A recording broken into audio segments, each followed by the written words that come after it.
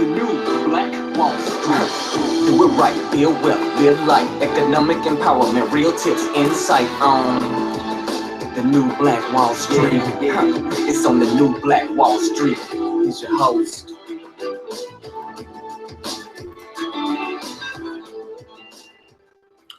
All right, my beautiful people, thanks so much for tuning in to the new Black Wall Street here on January 23rd, 2017. We are going to take a look at what's going on, a look ahead into the market today.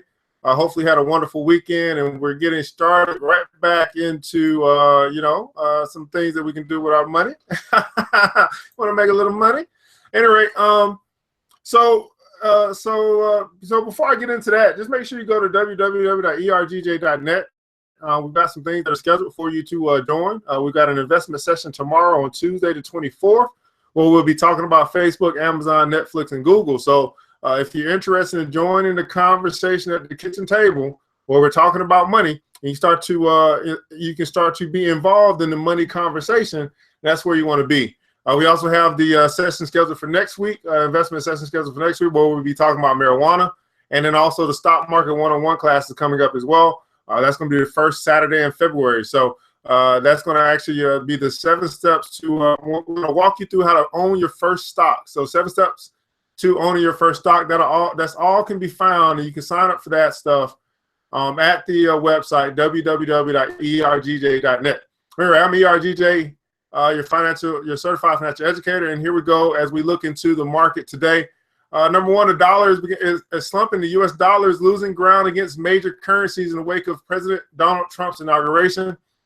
President Trump's inaugural address has been interpreted as a retreat from American global leadership role, said Paul Donovan, global chief economist at UBS Wealth Management.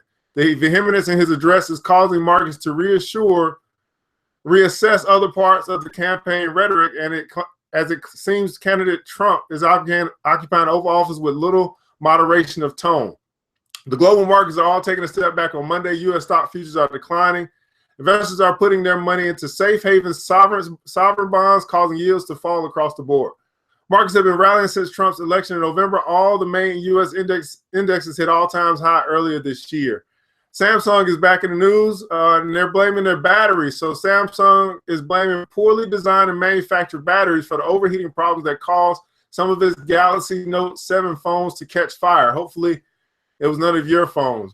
This is Samsung's second attempt to explaining what went wrong with their flagship phone.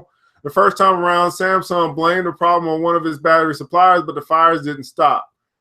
The fiasco over the phone tarnishes Samsung's brand, caused it to kill off the product, and resulted in billions of dollars of lost profits. Shares of Samsung jumped 2.3% on Monday.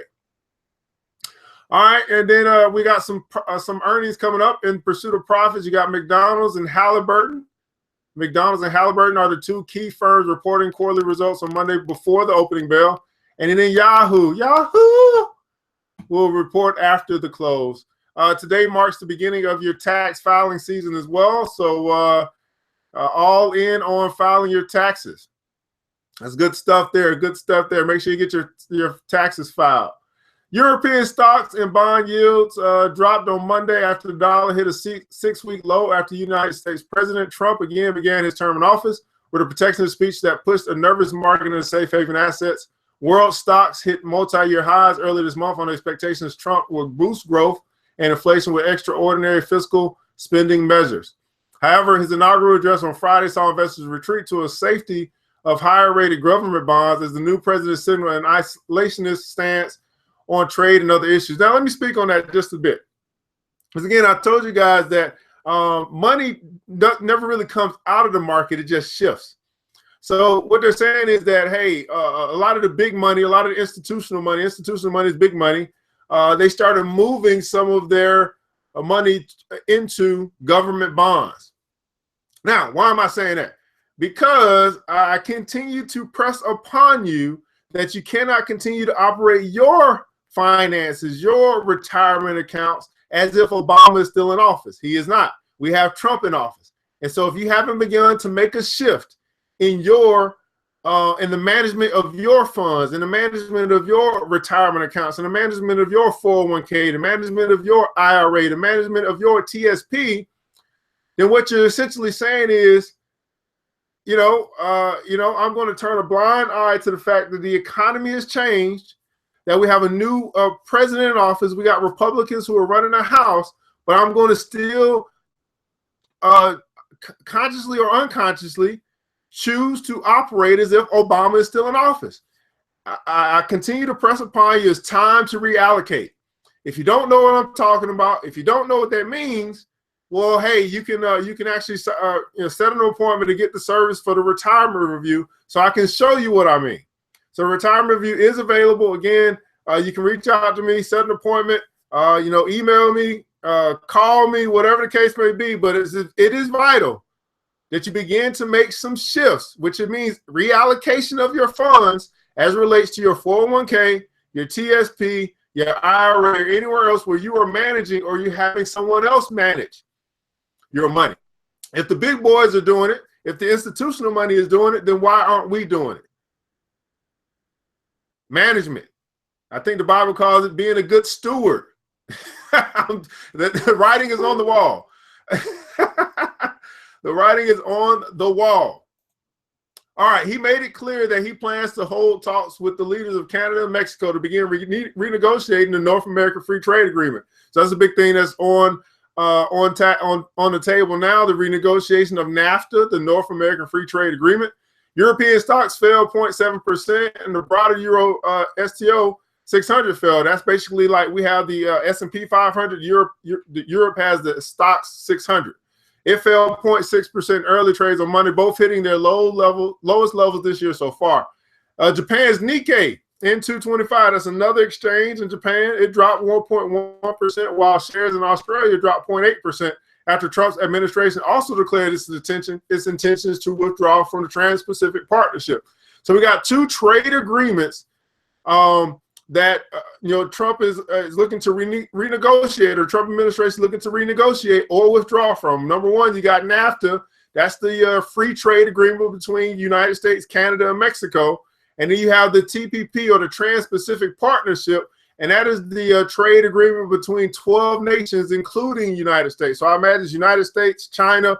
You know what? I'm going to make sure I get you guys what all nations are included in that 12-nation Trans-Pacific Partnership. It's a 12-nation trade pact that Japan and Australia both have signed. So we got Japan, Australia, China, United States. That's 4 of them. We'll figure out what the other 8. Probably India, Russia, Brazil. I don't know. I'll get the 12 names for you. So the 12 countries. Other Asian shares were more resilient, however, in part due to the dollar's weakness, and MSCI's broadest index of Asia-Pacific shares outside Japan rose 0.3%. The focus this morning is on the protectionist rhetoric and the lack of detail on economic stimulus. So it's a nervous start to the presidency, said Investec economist Victoria Clark. The other concern is how the Fed interprets Trump's stance. The worry being the less he does on fiscal stimulus, the more nervous they may get on pushing the rate hikes through. The U.S. Federal Reserve, which has indicated that it expects to raise its benchmark interest rates 3 times this year, is due to hold its next meeting on January 31st and February 1st. So this is kind of important for you to know as well. So if the Federal Reserve is looking to raise interest rates, that means the cost of borrowing is going to rise as well, guys. So, we've been at some historic lows as far as interest rates are concerned. Great time to borrow if you were borrowing for business, if you were borrowing for a home, if you were borrowing for a car. But interest rates are expected to rise this year. So if you are in that position where you need to borrow in order to get whatever it is that you're looking to get, you want to be pretty you want to start to do that. You want to do that sooner rather than later, because the later that you wait, the more expensive that loan is going to be. All right, Rabonik analyst Michael Avery said a more protectionist United States could lead to a U.S. dollar liquidity squeeze, with Mexico and Asia likely the most badly hit. So again, Mexico, no matter what, with this free trade renegotiation, with the dollar, with everything that's going on with the United States, Mexico is probably not going to bode well for whatever Trump decides to do. And then it also is saying that Asia might be most badly hit. So if you are a trader in foreign exchange, then that should give you some clues on what you need to be doing as far as the, again, the Mexican peso, and also I guess the yen would be over in Asia. Well, that's China, but you know, Asia got some other currencies as well. So good news for you if you are a currency trader. All right, we could see outright confusion over the currency to invoice, trade, and borrow in a 19th century world of competing reserve currencies in different geographic zones, but without the underpinning of gold, Avery said in the note. The problem will be exacerbated if China tightens capital controls further, he said. U.S. dollar fell 0.5% against a basket of 6 major currencies and as much as 1% against the Japanese yen. The nervous start on Monday saw safe haven assets in demand. The yield on Germany's 10-year government bond, the benchmark for the region, led most Eurozone bonds lower, dropping 4 basis points to 0.32% in early trade. This followed the 10-year U.S. Treasury yields, which fell to 2.43% after having risen briefly on Friday to 2.513%, its highest since January 3rd. Spot gold prices, meanwhile, rose on Monday to their highest in 2 months. So gold is rising as well. So a lot of safe haven or defensive stocks is where some money is moving into. That's kind of what you need to know. So again, if you are not making adjustments yourself to the money that you're managing, again, you cannot operate as if Obama is still president and you're just going to see things rise. It has been a shift. It's time for you to shift. And that's why we actually provide retirement reviews for you to be able to understand your retirement dollars. You can make the necessary adjustments. You get in control of your very own money. And that is the goal there. So again, www.ergj.net. We've got the investment session coming tomorrow where we'll be talking about Facebook, Amazon, Netflix, and Google. Get your seat at the kitchen table so we can start talking about money. I love when my brothers and sisters are talking about money, and one place that you can do it is going to be tomorrow, Tuesday, during our investment session. So, right, this is ERGJ from New Black Wall Street with the info that you need to know heading into the market on January 23rd, 2017. Hopefully you take this information and you use it to make your money work for you. The New Black Wall Street. Thanks you for joining the show. We gave a lot of great tips, but it's time to go. Take the knowledge we shared, hope you use it and grow. We'll see you all there in the next episode of